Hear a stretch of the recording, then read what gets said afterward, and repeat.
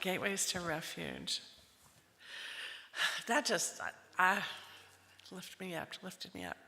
The reading that Joe did was from this newsletter. It comes out every other month from Hillsdale College called Imprimis.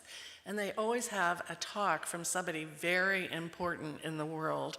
So they're always really worth listening to and reading. And this one really touched me, being at Memorial Weekend. All right, Gateways to Refuge. Our talks this month have been from the book called True Refuge by Tara Brach. And by definition, a refuge is a shelter or a place where we can be protected from danger or distress. And we can also find refuge in our beliefs here at the center, or our awareness of our own spiritual path and our community of friends who we have here this morning, many who are on a Memorial Weekend trip, I can tell. Because it is Memorial Weekend and it's time to be out with friends and enjoying life. And this morning I want to take a moment to honor all of those who are here who have served in the military. So if you would stand, please.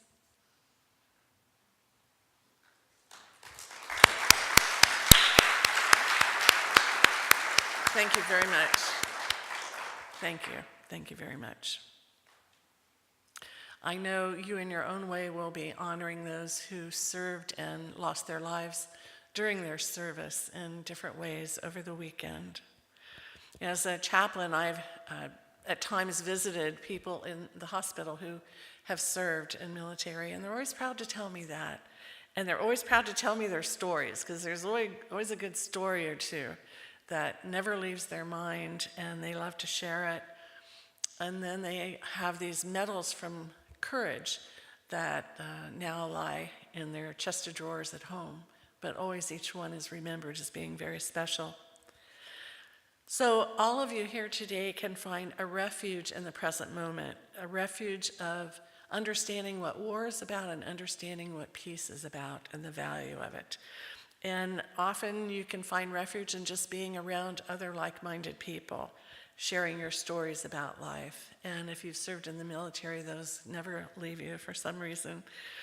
For years, I've carried around a stack of books about military experiences. My dad was in the Army, and when he got out, he went to work at Wright-Patterson Air Force Base, and my mother worked at Wright-Patterson Air Force Base, so we were always involved in military things. And later, I'll tell you about my first husband, who we got married when he was in the Navy, so this goes back a while, but I wanted to find a book to give you a message that I thought might be very special today. And it's this book, The 100 Days of Lieutenant McHorton. After service at 9 o'clock, a lady came up to me. She had gotten out her little phone and ordered it on Amazon.com, but she had to get a used one because the new ones were over $100. I said, well, let me know what happens after you read it. So, but when it comes to faith and courage, this takes it all.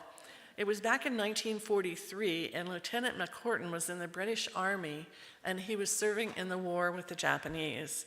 He led a division that was assigned to be a decoy division. I don't know how that feels, but anyway, that was his assignment. At one point, they were 300 miles behind enemy lines in Japanese-occupied Burma, and then they were overrun, and he was injured. His one leg was badly injured.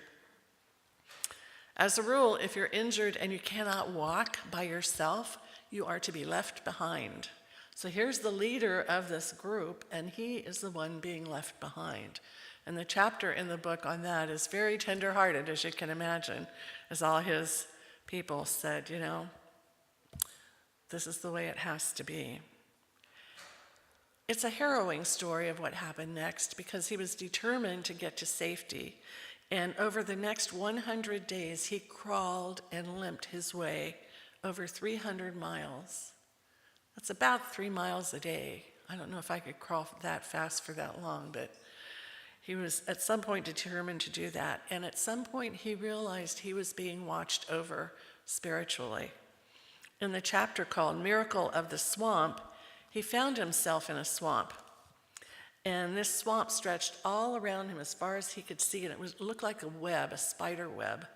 And the mud was so thick that when he walked on it, the mud sucked his boots off. So he had no shoes for this journey very quickly. He was able somehow to kill a python. Now that took a lot of courage, I think. And then he was able to build a little fire and cut slabs of the meat off the python and cook them. And then he put them in all his pockets to take him further on his trip. And he wrote that it tasted like chicken. Now, don't we all say that about stuff we first try? And then a couple days later, it tasted like veal. So who knows? But here's a description of a day in this swamp. Everything smelt evil, and the air was enveloped in a sullen mist. No bird sang, nor did any animal move. Can you feel that? One day in delirium, he fell down a mud bank and passed out. And when he awoke, he saw a green lizard, and he went, "Oh, food!" So he got out his knife, and the lizard scattered away, and he crawled over to where the lizard seemed to fall in a little depression. And by the time he got to that depression, the lizard was gone. But what he saw was the imprint of a British Army boot. And he ran his fingers around that imprint, and he could feel where the 13 studs of the bottom of the boot had sunk in the mud. In complete and utter faith, he looked around and saw there was a trail of these boot prints, which eventually led him out of the swamp and into a forest. At the edge of the forest, he looked back to see this trail of boot prints in his feet, and all he could see was the imprints from his naked feet. The boots had been his salvation to get him out of the swamp, and so he was very overwhelmed at this. So he backtracked 100 yards. He couldn't believe it. He backtracked 100 yards, and nowhere could he find a boot imprint. So he moved forward, and the boot imprints showed up again. It took him through the forest, through a jungle, up and down rocky hills. He had tremendous gratitude for this mysterious boot print guide, and they all looked so fresh. So he kept calling out, "Where are you? Where are you?" And there was never an answer. But he knew there was nothing to fear. He found refuge in those boot prints that eventually did lead him to safety. So we're here today, Memorial Weekend. And the refuge you find here is the gift of your spiritual life, the gift of the spiritual path, the gift of the friends here in the congregation. I know sometimes at the beginning of 9 o'clock service, there's more people in the foyer talking than sitting down. And it's just that we have such an affinity for each other, because you can find that level of love and peace in any circumstance with our spiritual practices and what we learn here. And you can trust that no matter what's happening, no matter how earth-shaking it can be, you can find refuge in this teaching and in the friends here. There's 3 archetypal gateways that you find in all spiritual texts that recognize the idea of finding refuge in spirituality. The 3 words are truth, love, and awareness. On the Buddhist path, the refuge is in the Buddha, the awakened one who became aware. And there's refuge in the Dharma, the truth of the present moment, what they teach, their teachings. And there's refuge in the Sangha, which is the community of spiritual friends. And we have a Buddhist group that uses our meditation pavilion in the back every Wednesday evening, and they always welcome you to the Sangha and their meditation experience. On the Hindu path, in Sanskrit terms, the words are Sat, ultimate truth, Chit, awareness, and Ananda, love. Sat, Chit, Ananda, those 3 words, truth, awareness, and love. And in the Christian teaching, it's the Trinity, the Father, ultimate awareness, the Son, the truth, and the Holy Spirit, love. In each teaching, it offers these outer refuges to take us through a portal to find it inner. So we find inner awareness, inner truth, and boundless love. In our philosophy, it's represented by the V here on the wall. The circle represents God, God being oneness. And the upper level represents, there's 3 levels, God, soul, and body. The top is also the great I am. In the center is the soul, the creative medium, that impersonal subconscious mind that we have. And the lower level is our body, the world of forms, the world of effects. And the V represents the descent of spirit into form.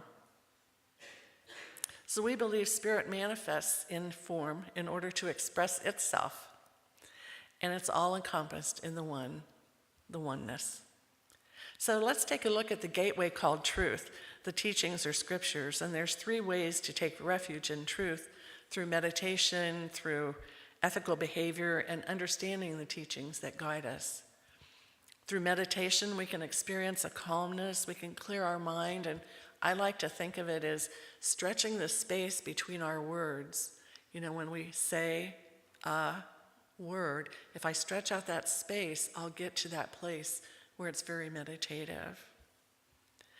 And we can breathe in and out and observe our breath. Breathing in and out is a very calming experience.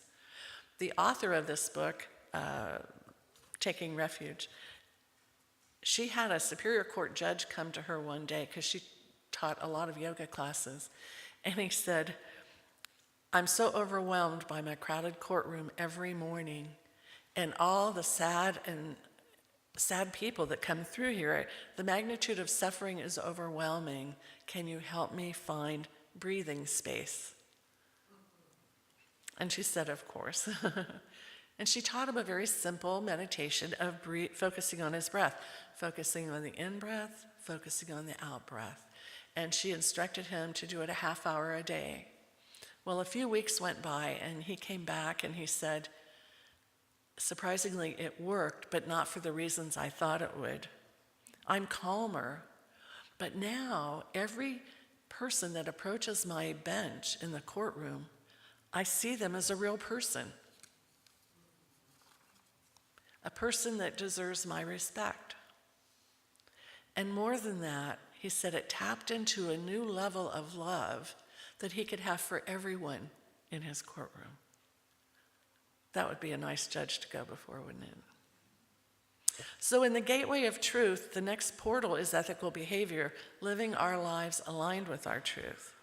And it includes how we treat other people and the energy behind our words and our habits. Because we believe every moment our thoughts, feelings, and beliefs plant the seeds of our future. It's energy that goes from us and plants seeds of our future. The next portal is to accept what's real, to face reality.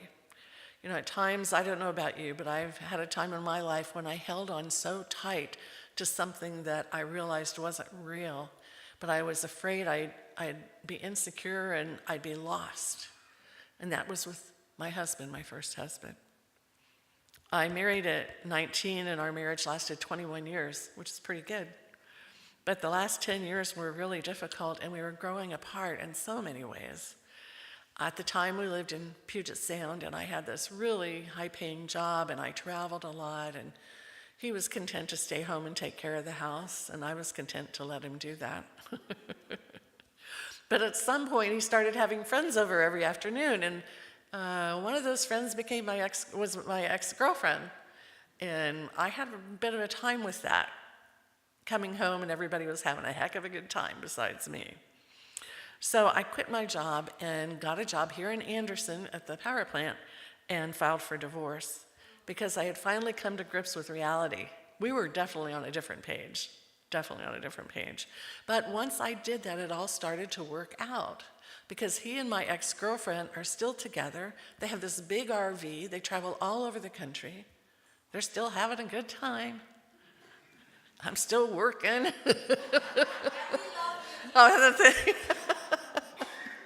Oh gosh, it's funny how these things happen.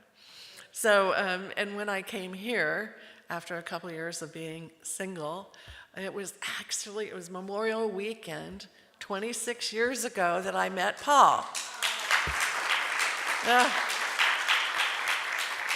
26 years ago, I was single, and on Memorial Weekend, if you're single and you don't have a party to go to, it's like, oh, what about me? So I went around the congregation and I said, do you want to come to my house for brunch? And 30 people came to my house. And one of them was Paul, who I had never met before. And he looked at my stereo and he said, this is some gal I got to know. And it went on from there. So it was instant love, instant love. And the thing I realized is I wasn't facing reality with my first husband, and when I did, all the things changed for the better in my life. And then after having 2 years, finding this teaching, oh my God, what a refuge this teaching has been for me. And of course, the rest is history. Now I'm up here talking about it. So it's interesting to look back. Now we have the gateway of love. And this is the kind of love we find in a spiritual community. It's special because we have shared values and we do practices together. We also have the love of our family community. And, you have different gatherings at different times of the year, and sometimes it's not always, sometimes there's a cousin or someone there that just kind of makes things difficult. So you learn to love in a family situation. Whether it's a birthday or a birth or a death or helping family when they're sick or ill. But that's the gateway of love, the gateway of love. Now here, every once in a while, it's funny, someone will tell me, well, I thought in this church everybody was the same, but I see some people don't walk the talk. And I always say, hallelujah, they're here. They're here. They're learning. They're growing. They're evolving. We welcome everyone who walks through these doors. We just love them up because we know something inside called them. A couple of weeks ago, a young man came in the office and he said, I've driven by here a million times and finally your sign caught me and I decided I have to go in and ask, what do you do here? So I gave him a tour, gave him all the information and everything, and he was so grateful he did that. Just really grateful. So we're all on this spiral of evolution. And you may be here on this spiral of evolution, and the person next to you may be here or here. We don't know, but we're all in a different place. And when you're committed to this loving environment and this teaching and loving kindness, it really sets a great tone for life. The next gateway is awareness. When Buddhists take refuge in the historical Buddha, that name means the one who is awake. He awakened after a lot of distress, a lot of difficulties. He experienced pain, but he awakened to the oneness of all people. And his awakening gives us confidence that we can do the same. We can also find our way to that potential level of awareness.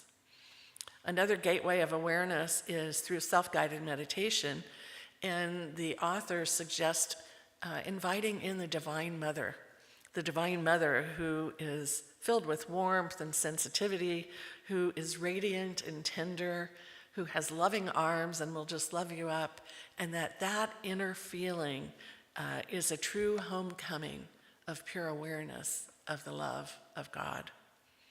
So we offer many opportunities here to find refuge, whether it's the women's group or the men's group or the Buddhist Sangha meditation or Reverend Pam's meditation on Thursdays. And we have 8 classes that are going to be going on this summer. Reverend Barbara Leger is here.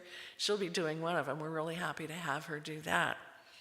And so wherever you find your space this summer with us, just know that you'll find peace, beauty, and the meaning of your life will be even clearer. In the book True Refuge, the author suggests at the beginning and ending of every day, we ask ourselves, what is my heart really longing for? What do I really, really want in life? And then listen and let that answer show you one of these gateways to true refuge. I'm sure you will find it. So last night, this is a time for you new people that I always do a prayer. And last night after Paul read this talk, he said, can I do the prayer? And I said, well, sure. So here's his prayer to you. That's my hubby. He's wonderful. Let's take refuge in just being here. It makes me want to cry. Okay. Today, let's take refuge in just being here, all sisters and brothers, created by the One.